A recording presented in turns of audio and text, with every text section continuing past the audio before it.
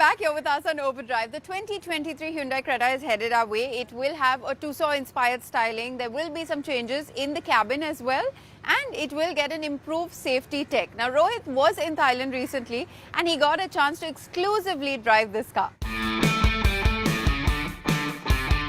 We've always said that the Creta started looking a lot radical compared to the model that debuted in the Indian market. And now, they've gone even more radical. This design is inspired by the new Hyundai Tucson. The dimensions of the updated Creta remain unchanged, but you won't mistake it for any other car from the Hyundai lineup, thanks to its unique shape and silhouette. The big change, of course, when I say a Tucson-inspired design, are these discrete daytime running lights. So what you get now is 3 lights, the shape of which is exactly similar to the detailing that you see on the grille. And when they go off, they are completely discrete, they are hidden, you can't really see them.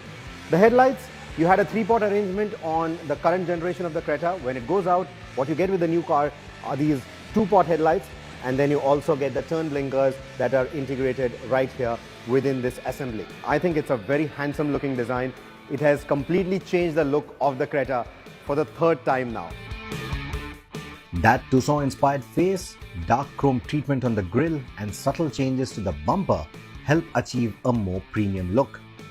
At the rear, the black strip connecting the 2 taillights is gone, but could be retained on the India spec model along with a seamless strip of LEDs similar to the new venue.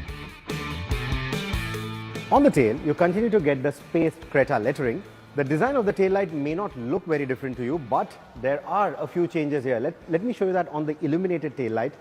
You get this extension in the taillight, which I think looks quite good. You also get a new detailing, a new crease, so to say, on the tailgate, which again helps kill the monotony of the taillight.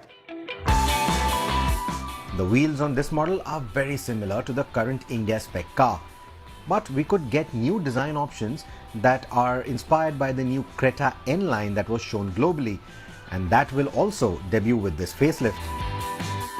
So in terms of the cabin, the Thailand model doesn't get the bigger screen that we already get in the Indian Creta. So that screen will continue to operate even in the new Creta when this one arrives there. It will have more connected tech than what the current car has. It will also have wireless Apple Carplay and wireless Android Auto. The wireless charger was always there, but these 2 functionalities will be added. The other bit is the instrumentation. It will now be carried over from what we've seen in the Hyundai Alcazar.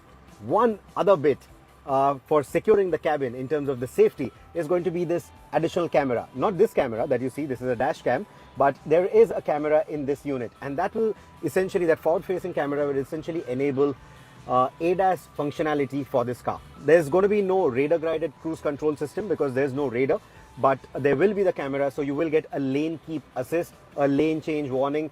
It also has a blind spot assistant on this particular variant. I don't know if it will come to India, but I hope it does.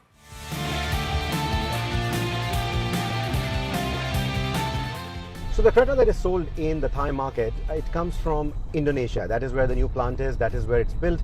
But in India, of course, it will be built in Chennai. India will also get different engine options. For example, the car that I'm driving right now is the 1.5 litre petrol. That will continue to be the base model for the Indian variant. And India will also get the 1.4 turbo petrol, and it will continue to have the 1.5 diesel as well, because even now, even with the kind of pricing that the fuel companies are asking for, diesel still remains a popular choice for the Creta lineup. The 1.5 naturally aspirated petrol will come with the IVT, or Hyundai's version of the CVT, and the intelligent manual transmission this time around could be offered in more variants than one. The 1.4 litre turbo petrol will continue to get the DCT automatic, and the 1.5 turbo diesel will get manual and torque converter automatic options.